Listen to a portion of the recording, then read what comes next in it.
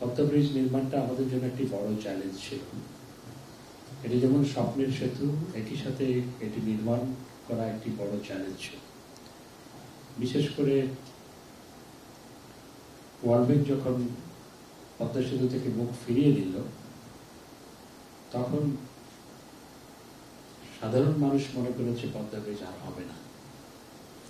অনেক পত্রিকার শিরোনাম ছিল পদ্মা ব্রিজ আর হচ্ছে না, অনেক বড় বড় পত্রিকায় শিরোনাম ছিল।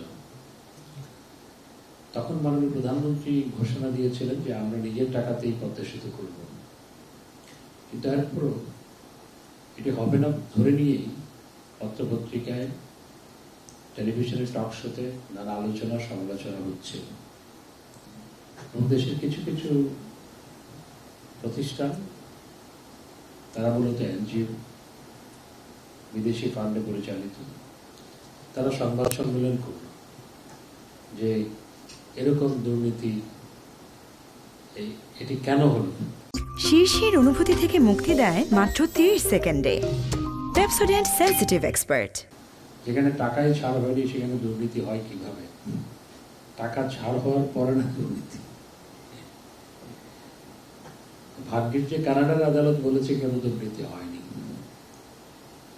কানাডার আদালতে ওয়ার্ল্ড ব্যাংকে গিয়েছিল বাংলাদেশ সরকার, কানাডার আদালতে কিন্তু ওয়ার্ল্ড ব্যাংক গিয়েছে এবং ওয়ার্ল্ড ব্যাংক গিয়ে সেখানে হেরেছে।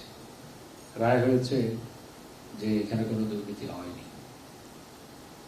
এরপর আমি আশা করেছিলাম যে সমস্ত ব্যক্তিবিশেষ যারা বিভিন্ন সময় জাতিকে নানা পরামর্শ দেন এবং জাতির বিবেক হিসেবে নিজেদেরকে উপস্থাপন করার চেষ্টা চালান, তারা যে ভুলটি করেছিলেন এই পদ্মা সেতু নিয়ে সমালোচনা করতে গিয়ে, তারা তাদের ভুলটা স্বীকার করবেন, জাতির কাছে ক্ষমাও চাইবেন। সেটি আজ পর্যন্ত তারা করেননি।